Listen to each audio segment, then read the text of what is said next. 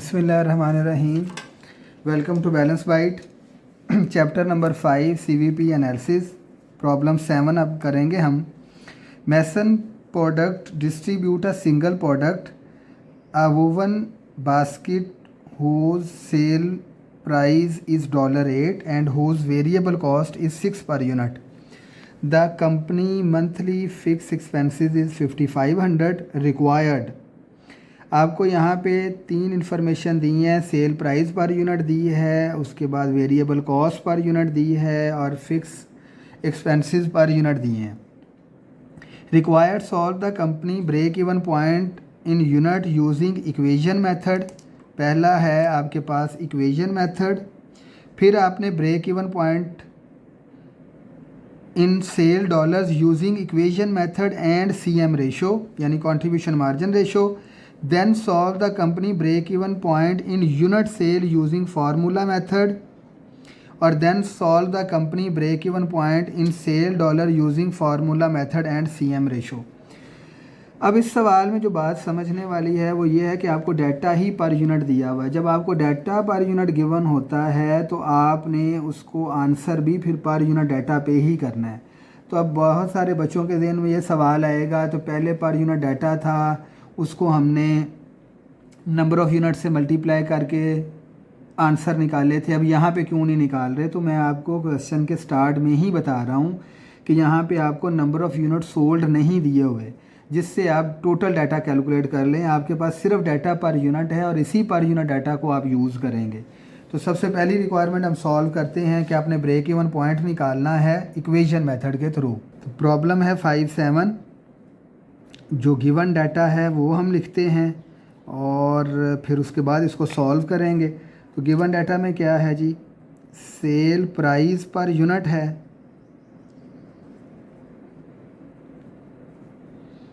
वो है आपके पास $6। वेरिएबल कॉस्ट है सेल प्राइस 8 है और वेरिएबल कॉस्ट 6 है और फिक्स एक्सपेंसेस आपके पास टोटल हैं 5500 के। और फर्स्ट रिक्वायरमेंट है कि आपने ब्रेक इवन पॉइंट निकालना है और निकालना इक्वेशन मेथड से है, यानी ब्रेक इवन पॉइंट किसके थ्रू निकालना है, इक्वेशन मेथड। यानी ब्रेक इवन पॉइंट वो पॉइंट होता है which is no profit no loss, a point या number of unit that represent the no profit and no loss, वो आपके पास ब्रेक इवन पॉइंट होता है। लेकिन आपने ये कैलकुलेट किस तरह से करना है, कैलकुलेट आपने करना है इक्वेशन मेथड से। वही पुरानी इक्वेशन यूज़ करेंगे जो हमने प्रीवियस क्वेश्चन में यूज़ की थी। Profit is equal to unit contribution margin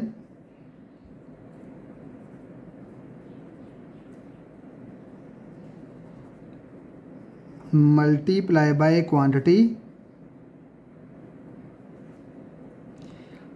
minus fixed expenses. तो आपके पास जो प्रॉफिट है वो 0 है इस टाइम पे। यूनिट कंट्रीब्यूशन मार्जिन है आपके पास 8 - 6 is equal to 2। Quantity represent होगी Q के साथ और फिक्स एक्सपेंसेस हैं आपके पास 5500। तो ये 5500 इधर आके प्लस हो जाएगा और यहाँ पे 2Q और आपके पास जो क्वांटिटी का आंसर आएगा वो आपके पास आएगा 2750। तो ये आपके पास क्वांटिटी है। अगर आप इतने यूनिट सेल करें या इतनी बास्केट सेल करें तो इसके ऊपर आके आपके पास नो प्रॉफिट नो लॉस होगा। तो यानी break even point find out करना था थ्रू इक्वेशन मेथड, यानी 2750 यूनिट सेल करेंगे तो आपके पास ब्रेक इवन पॉइंट होगा।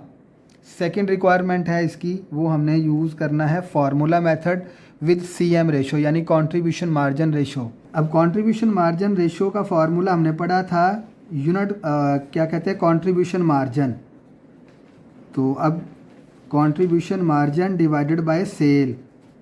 अब क्योंकि यहाँ पे डाटा हमारे पास जो है वो पर यूनिट है तो इसलिए ये दोनों चीज़ें यूनिट में ही कैलकुलेट होंगी।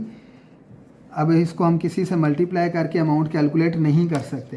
तो यहाँ पे आपके पास कंट्रीब्यूशन मार्जिन है 2 और यूनिट सेल प्राइस आपके पास 8 है, इसको मल्टीप्लाई बाय आप 100 कर देंगे तो आपके पास जो CM रेशो आएगी डेट इज़ 25%, या अगर आप इसको पॉइंट में लिखना चाहें तो 0.25।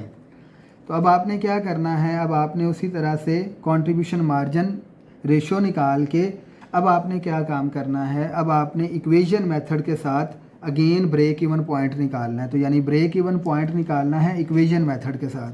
तो वो आपके पास क्या होगा, अगेन आप इक्वेशन लिखेंगे प्रॉफिट इज इक्वल टू, पहले आप यहाँ पे लिखते थे कंट्रीब्यूशन मार्जिन, अब यहाँ पे उसने खुद कहा है कि आपने CM रेशो यूज़ करनी है। तो आप लिखेंगे CM ratio multiply by sales और माइनस कर देंगे आप फिक्स एक्सपेंसेस। तो जो वो कह रहा है हम उसके अकॉर्डिंग खुद सॉल्व कर रहे हैं।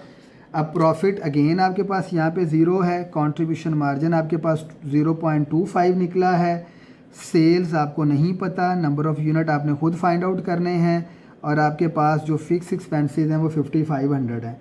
तो ये 5500 इधर आ जाएंगे, यहाँ पे रह जाएगा 0.25 मल्टीप्लाई बाय सेल्स, ये इधर मल्टीप्लाई हो रहा है, इधर आके डिवाइड हो जाएगा, 0.25 इज़ इक्वल टू सेल्स। जब आप इसको डिवाइड करेंगे तो आपके पास आंसर आ जाएगा सेल इन वॉल्यूम 22,000। तो यानी $22,000 की सेल आप करें तो उस जगह पे जाके आपके पास नो प्रॉफिट नो लॉस होगा, क्योंकि अगेन आप इसमें ब्रेक इवन पॉइंट ही, तो पहली रिक्वायरमेंट थी कितने यूनिट सेल करें कि ब्रेक इवन पॉइंट हो, और दूसरी रिक्वायरमेंट है कितनी सेल करें डॉलर्स में कि ब्रेक इवन पॉइंट हो। तो आप कहेंगे कि $22,000 की अगर सेल होगी तो आप नो प्रॉफिट नो लॉस पे होंगे, यानी ब्रेक इवन पॉइंट पे होंगे। फिर जी थर्ड इसकी रिक्वायरमेंट थी कि आपने क्या करना है, अगेन ब्रेक इवन पॉइंट निकालना है, लेकिन अब ब्रेक इवन पॉइंट निकालना है फार्मूला मेथड के साथ, यानी ब्रेक इवन पॉइंट होगा आपका किसके साथ, फार्मूला मेथड के साथ। अब आप फार्मूला लगाएंगे और फिर उसका ब्रेक इवन पॉइंट कैलकुलेट करेंगे। तो ब्रेक इवन पॉइंट कैलकुलेट करेंगे तो उसके लिए फार्मूला होता है सेल्स यानी यूनिट्स में या वॉल्यूम में, तो आपके पास फार्मूला होता है fix expenses divided by contribution margin, unit contribution margin, ये इसका फार्मूला होता है।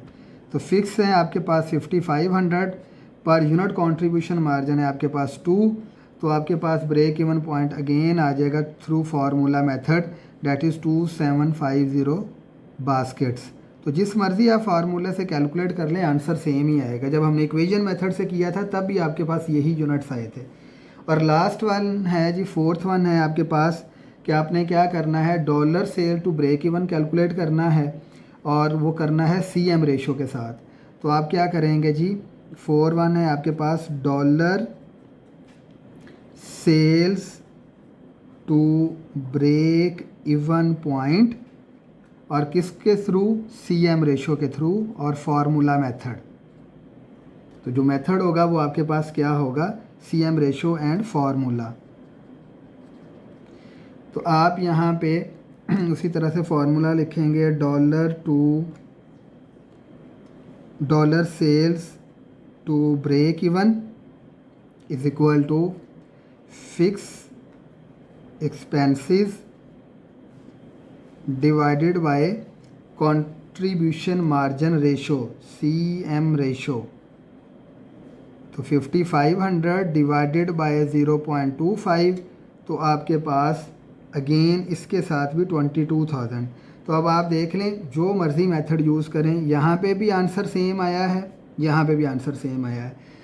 तो ये था क्वेश्चन आपका, जो रिक्वायरमेंट जिस तरह का डाटा दिया होगा उसके अकॉर्डिंग आपको उसका जो है वो सोल्यूशन तैयार करना है। तो ये था आपका प्रॉब्लम नंबर 7।